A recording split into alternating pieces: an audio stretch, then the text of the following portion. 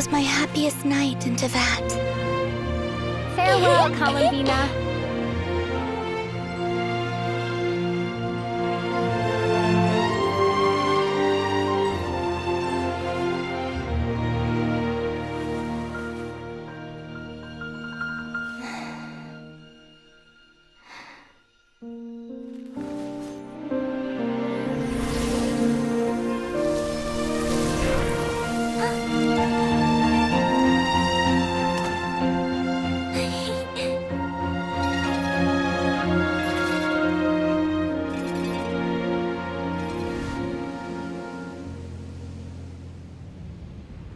The moon really is closer than ever tonight.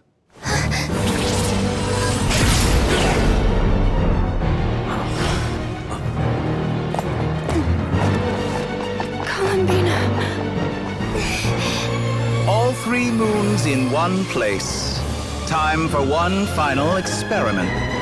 Reason, life, death, time, and space. They all believed I would fail.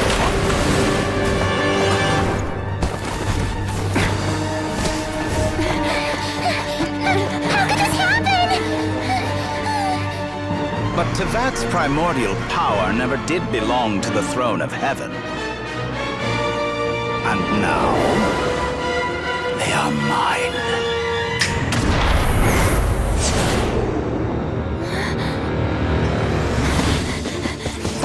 Oh.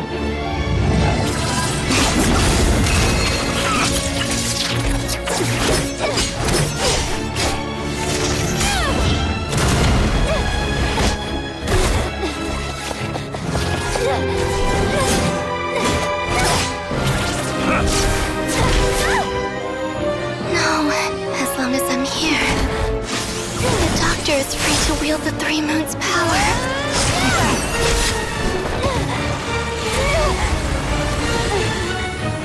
It's the only way.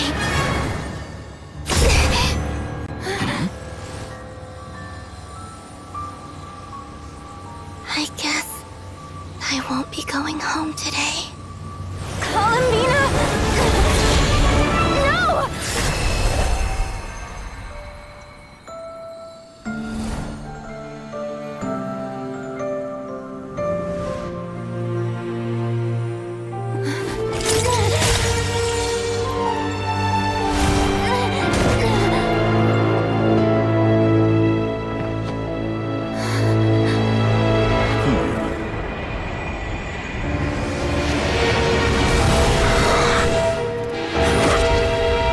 World, do not try to control me!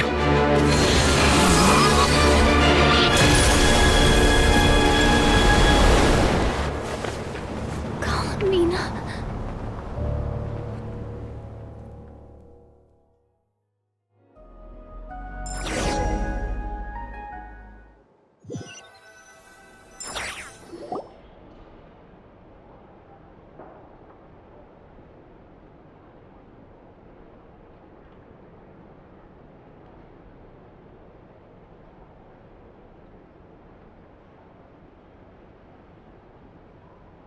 Are you all right?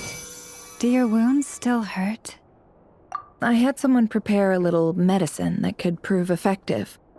Take it if you need to. In that case, let me relate the contents of the call we made to Alice after the incident occurred. That Dottore is a crafty one. He distracted the Hexenzirkel by creating a huge fuss at Tevat's borders. I'd assumed that the cause was an abyssal intrusion from the outside world, which in fairness is a rather common occurrence. But after learning that you managed to influence the phantoms in Nodcry, I realized that perhaps this interference could have come from within Tevat instead. But we weren't able to change their fates. True, you couldn't change how their stories ended, but you did build some variables around yourself. Variables? Yes. Things you heard that you could not otherwise have learned. Ideas that would otherwise have never crossed your mind.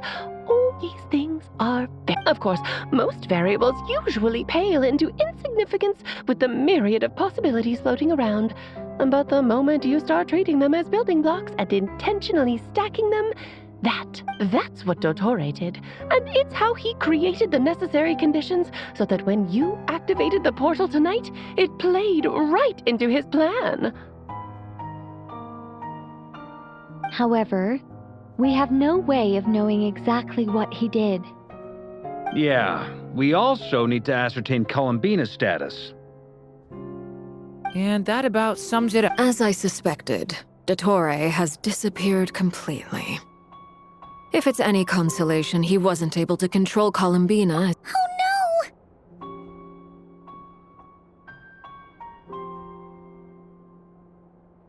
What? She did what? All we saw was Dottore appeared and used some kind of power. The next thing we knew, he and Columbina were gone and you were falling into the sea.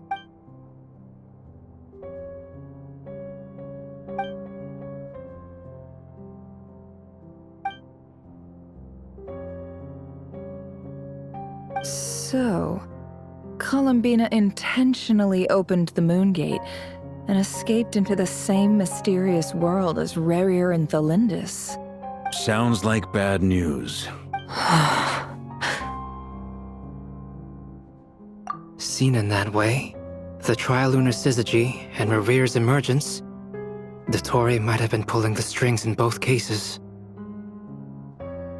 According to Miss Alice, he is attempting to transcend his destiny and finish an experiment that only a god might complete. An utter lunatic. Wait a sec, where's Hat Guy?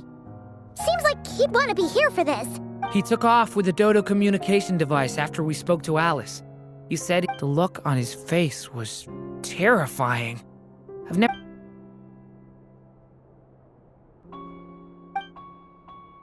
I'm back. Hat Guy! I went to look for the Hyperborean phantoms again. I think I've gotten to the bottom. I got them to talk to Nicole on the other end of the communications line. Turns out, the history they describe is different from how Nicole remembers. Really? But how? Surely Nicole can't have been... Because the phantoms are the ones who are deceived.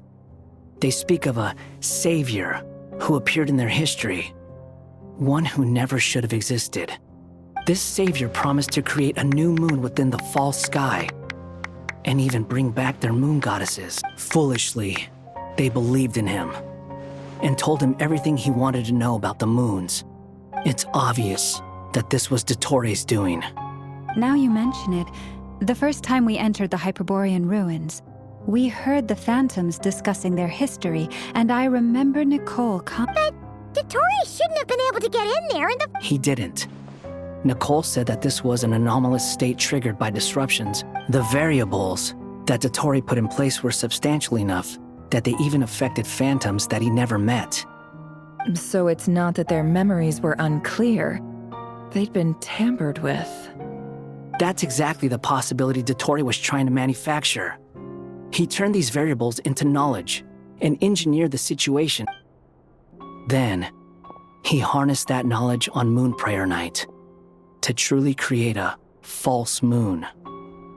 How is that even possible? To be precise, he exploited a weakness in the way the spell works.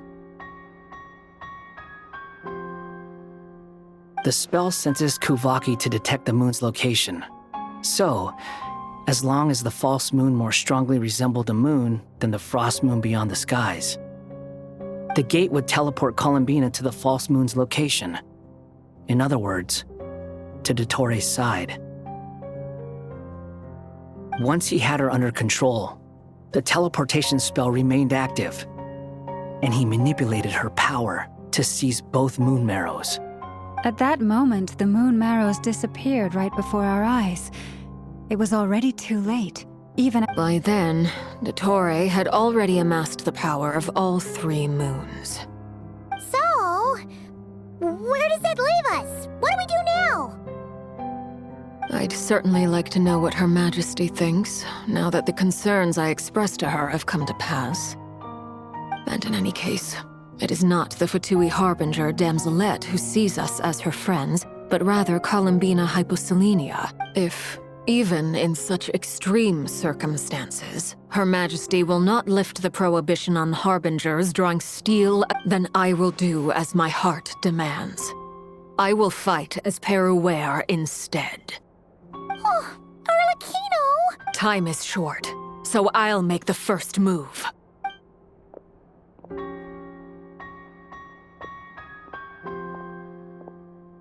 Whew. Even Arlecchino seems to be losing her cool.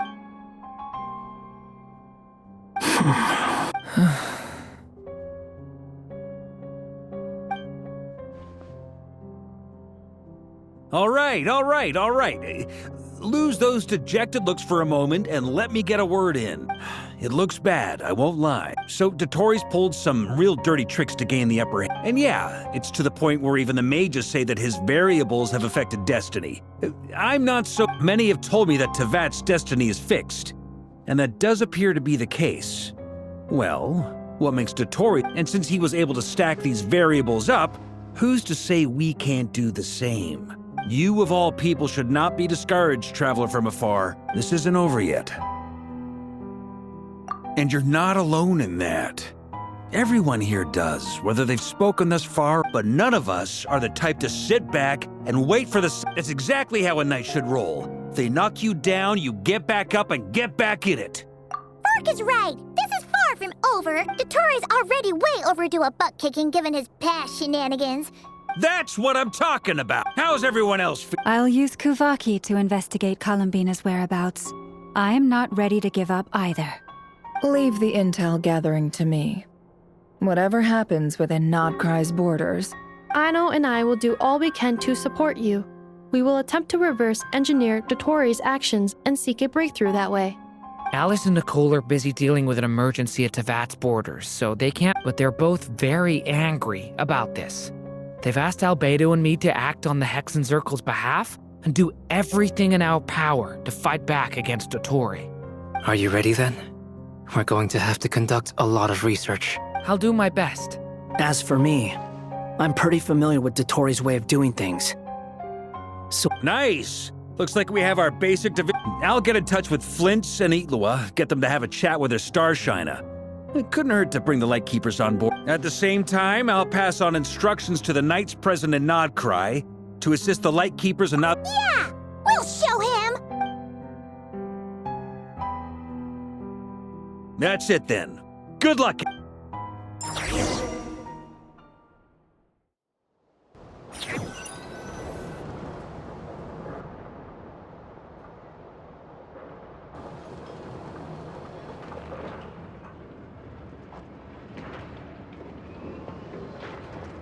I never thought that Columbina would become my real name.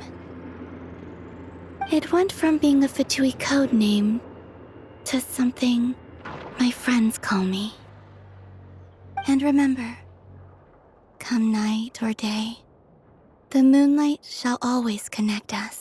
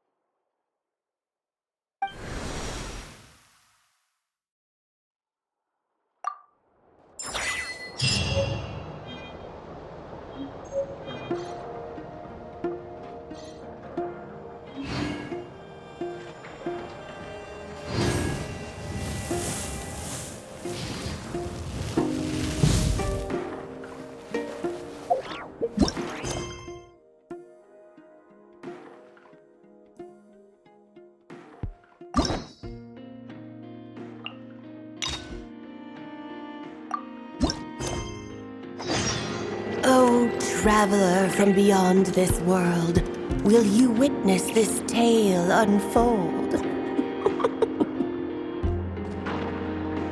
Alice? You recognized me just like that?